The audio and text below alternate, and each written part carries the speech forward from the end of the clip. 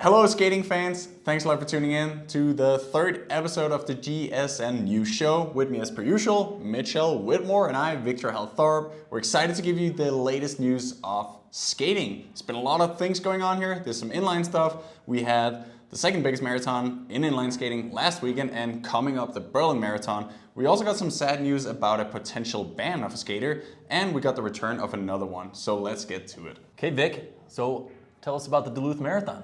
I had the pleasure of participating in the North Shore Marathon up in Duluth. Lots of fun. The course was super fast, even to the point where the women, they broke the record, skated 1 hour and 5 minutes, and they went away with $10,000. That was super cool. They went fast. I myself ended up in a strong breakaway with a junk skater, ex-world champion, and one of the American skaters actually. And we went onto the finish line. Didn't break the course record, but I was happy to get away with second in a strong field. Super cool race, and I'm definitely going back there. And you got to tell us about the Ducho in the marathon situation. If you don't know, you can also look here. Yes. As you can see, this is something I have never experienced before, but only just a few miles in, the previous winner of the race, multiple times winner, simply just yelled, "I gotta pee, Ducho, can you push me?" And that's what he did. We were going 30 miles an hour at this point, on track for the course record, and he simply just sit down, started peeing on the side of the road, and Ducho was pushing him. And I've never seen anything like that. And you go 30 miles an hour, if you take a 45-minute or 45-second pee break, it's gonna be hard catching up. So look back and saw them sprinting for a long time, but never actually made it back. So that's amazing. A good lesson there. Try and see if you can pee before or after the race. You see sometimes in the Tour de France, the guys, they're hanging over the side of the bike, but while inlining in the middle of a one-off, 1 hour race, I don't know about that one, but pretty funny stuff there. Besides that, it was a really cool event. The expo was just super huge. Met a lot of the skating legends. Some of them we even mentioned in other videos here. Yes. Tony Muse and Pascal Briand, two skaters that I've looked up to a lot, and it was really cool seeing them again. Yeah, and you said something was crazy with Tony, that he did the half marathon first? He hopped on a bus at 5 a.m. to skate the half marathon, then hopped straight back on another bus, took that to the starting line, and then skated the whole marathon. That's so definitely still going strong. I think he was also in like rec skates, right? Or yes, at least leisure skates. Yeah, that's impressive. Crazy. Moving on to the Berlin Marathon we have coming up on this Saturday. Any predictions as to who you think is going to take it? I think it's a pretty, the favorite is pretty clear. Bart Swings. Yep. He came out of World Champs with 4 goals, and he has won this marathon 8 times, I believe. Crazy. Yeah. Any guesses on the women's side? It's a harder one. I do think the winner off the North Shore, Gabriela Rueda, she is probably going to be the favorite there. She's going to be there with a strong power slide team, okay. So it might be power slide for men and women. Okay. I honestly think the biggest question here is Bart Swings going to break the record, the world record, again? We'll see. I got faith in him. All right, now switching back over to the ice, we've got some sad news, potentially sad news. Yeah. Natalia Maliszewska may have to face a 2-year ban from skating. That's the thing, if you're not aware of this, most of us elite skaters, we have to do what we call whereabouts, where every single day we must announce a 1-hour time slot where we will be available at a specific location for either urine or blood samples, simply just to make sure that everybody is clean. If you fail to be at that location at that time slot, well, you get a warning. If that happens 3 times, it is basically 3 strikes and you're out. And that happened to Natalia Maliszewska. Yeah, so maybe she'll be able to fight back, who knows, but that'll be really sad to go down that way. Yeah, it's for sure. As you can see, she posted on Instagram about it, giving her side of the story.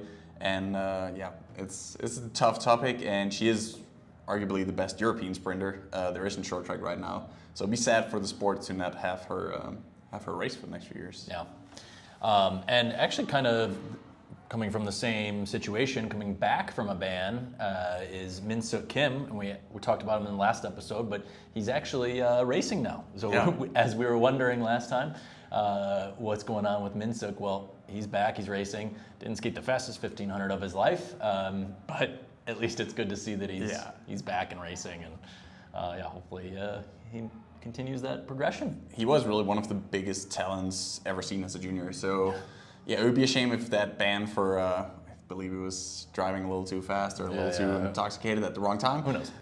But it would be sad for that to be the reason for him to not use his full potential, even though he is still, I would say, a small 20 seconds off his PB. Yep. I have faith that he's going to come back strong. Yeah, I feel like he probably just eased into it, getting the feel, because I can't imagine that was a real time. Yeah. Well, coming up this weekend, we have short track trials for both the U.S. and the Dutch. You got any picks there? Any predictions coming? I think for the U.S., we do know Kristen Santos is the favorite for the women's. For the men's, I think it's a little more open, and especially if we look back at the previous years, it's almost been every year different who was like the main guy to follow there. So that's going to be very interesting. For the Dutch, I would say sort of the same. For the men's, it's a little more open, but even now for the women's, the way we've seen both of the Velteboer sisters skate the last few years, and of course Schulting, arguably the best short track skater in the world on the women's side, that is going to be quite the competition. Yeah, and I kind of wonder, the U.S. men, it's a whole mix. A lot of good guys out there, and all young. I would say some of the dark horses that I've seen, Justin Liu, and last year Daniel Yoon made his first World Cups appearance, and he skated really well over there. So it'll be really interesting trials to follow. So we're gonna actually have that live streaming on US Speed Skating's channel, but we'll be sure to get some. We'll cover all the behind the scenes, so make sure to stay tuned here and on our Instagram. Back to long track speed skating, we got some exciting news, some predictions for this season coming up. We also got some new results from speedskatingresults.com, but the most exciting thing that we found is that we have seen that the Dutch are finally starting to take the team pursuit practice seriously. If you look at the individual skaters, they should, on the paper, have the potential to be the strongest nation there is in team pursuits. However, in basically since ever, they haven't really figured it out because it hasn't been a priority, I believe. They haven't, they're all skating on different commercial teams, so they don't have the same chance to get together and do these team pursuit practices. But we have seen some proof here on Instagram from schaatsen.nl that not just the Dutch are practicing, but even the Kjeld Nuis. The Kjeld doing some pushing. I actually saw Joy's post was hilarious. That one, she's practicing TP work, which is great. They're pushing. It kind of gives us less an advantage. But I thought it was a nice little jab to the officials because she was had a picture of her wearing her cut-proof ankle guards. So little jest there, but. Yeah, it looks like Kjeld actually trying to do TPs, 8 laps. That's going to be kind of a long way, but you would think that the speed is pretty easy for him. So that would be interesting. And he has previously done some really good 3Ks. So, yeah, exciting to see how that plays out. I'm sure it's not easy for them to coordinate all those practices with all these different pro teams, and one's in Italy, one's in Germany, and we'll see how they fit it together. They've definitely got the talent. Yeah. Speaking of the TP and the Masters as well, there have been some new announcements from the ISU, the International Skating Union, that not just the different safety measures, but also in terms of helmets and what we're allowed to do as skaters, they have definitely changed up the regulations there. It is no longer allowed to have a helmet that gives you an aerodynamic advantage. Yeah, my guess is for safety is the one, or they just don't want the technology or all of that to get out of hand because we're going to have these like 3 foot long TP Where helmets. is the limit going to be? Yeah, and that is unsafe because if your head hits the back, it's more rotational. Yeah, I guess we're just sticking to regular helmets. Yeah, exciting to see what the teams are going to come up with because if I remember correctly, if you looked at the World Championships last year, all of the 8 teams at World Champs, we all had aerodynamic helmets. So yeah, we're going to figure out what to do now. Yep. Back to short track helmets, here we go. Sticking with a country that is pretty solid at the TP, the Norwegians, what's their situation like after they had that rink flooding? Challenging, I would say. So the latest news is that the Norwegians, they had the flooding in Hamar. You can see our previous episode on that, pretty wild. So they had to relocate. Of course, they have Stavanger, great rink, where we're also going to have the 3rd World Cup this year. However, just as they were changing out their plans to go to Stavanger, the cooling system in Stavanger broke. And from what we heard, it's going to take up to 2 months or even more for them to get the replacement parts to fix that. So they once again had to relocate their training camps and they had to relocate their qualification races. So they're now going to use Bujoggen and a new place that we haven't haven't really heard of before, Christian's son. But if you look at this video, it Very cool looks looking pretty rink. nice. Yeah. Very cool. Yeah, I've heard Bjuggen is one of the coldest rinks. Most people just warm up outdoors, and that's you're basically in the North Pole, so it must be real cold in that box. I skated actually won my first Junior World Cup medal there in Bjuggen, and the journey to get there itself was almost longer than the entire stay there. It is on a tiny island where you got to take basically a helicopter, a boat, awesome. and submarine, and then you can finally get there. Very cool. So hopefully that doesn't mess with the Stavanger World Cup, because that's supposed to be the 10K. So one thing I'm also a little curious about is that, like we said, Bjuggen and Kristiansand are not known to be the fastest rinks, and they are racing trials to skate the World Cup in Salt Lake City, fastest ice on Earth, and World Championships in Calgary, and even World Championships all around is in Insel. So we got probably the fastest season that I can recall ever having been in skating. with the slowest possible rinks for them. Yeah. So we might see some really strong guys, but not necessarily the fastest guys. The fastest at the altitude rinks. Yeah. Yeah. Guess we'll see how it plays out for him. Well, sticking with some rink news, we have a new rink in China with some wild results. If you haven't seen any of this yet, check it out on speedskatingresults.com. But oh my God, how many skaters were there at this rink? There De was. King or De Ching? This is nuts. This is China. only Crazy. it's only things that happens in China. We haven't heard anything about the opening of this rink, but we found it on speedskatingresults.com at the very first competition. And it makes you wonder if there was even more people trying to sign up, because they had exactly 100 skaters signed up in each gender category for each distance. A lot of them also say the M question mark or the W question mark, so we don't really know how old they are, so it's hard to tell just how fast that rink is or how good the skaters are, but my guess is that they're all pretty young guns, but crazy to see. So my prediction for the future is that the Chinese are coming. Yeah. I mean, they've already got some really good skaters, but like I think their depth is just going to be stacked throughout. Because that's what we've seen. We've always seen a few good Chinese skaters, but we have never really seen, like, they're not the ones with the full team. most skaters qualified for the World Cup team, but there's been like a few individuals doing really Olympic champion level well. Obviously, Gao last But Olympics, it's got to be a matter of time before the whole, you know. It's very cool though. It can't be a bad thing for the sport to have China more and more involved. So I think that's going to be an interesting one for the future. Also exciting, if we stay in China, that as one of the only Olympic rinks, at least in the last many decades, except Salt Lake City, they still use the rink there, and we are actually having the second World Cup of this season at the Beijing rink that was used for the Olympic Games. Yeah, that's exciting because that rink is gorgeous.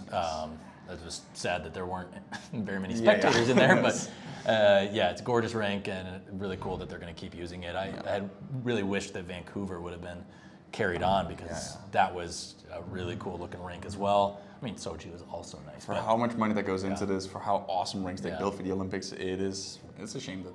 Yeah. But that has changed for Beijing. Moving on to some more speed skating results news from around the world. We had some more really good ones from up in Calgary. We had Gabriel Odor. National record. And the 3K, 3 minutes and 43 seconds. That's very strong for this time of the year. That's cooking. 3:43 is an impressive race. We had the women. Isabel Weideman was 4:03, which also pretty strong first one of the year. Yeah, same for Isabel, or Ivany Blondin that we talked about previously, also put down a 4:05. So they got a strong level up there. It's going to be a good TP for the winter. Yeah, as always. And I think another really interesting one from over in Heerenveen is on Hald Daleman. Yes. Wow. I mean, she crushed last year at Junior Worlds, so we already know that she's a really good skater, but I mean, she's pumping out some good times. Yeah, she's definitely. It's a matter of time before we all need to learn how to pronounce her name, because she is good. And she's a junior B2. B2, and currently sitting in second for the fastest 1,000 meter of the season. Yeah, sea level. That's not. Yeah, exactly. Sea level, not with Salt Lake or Calgary, and that's those are pretty quick times. Yeah. Sea level, if you're not familiar with this, usually we tend to skate faster at altitude, at least for the mid-short distances, because there's less air to break through, so less air resistance, so we go a little faster until we run out of breath eventually. But this even makes it more impressive that Antoine Gélinas-Beaulieu skated a 1:45, and the day after he skated a 6:30 in Quebec. Yeah, 145 right out the gates in Quebec. I had seen, I think Laurent was just on a great level the past couple seasons there, putting down some really good times because we did 4 continents, and it didn't seem like the fastest rink by any means.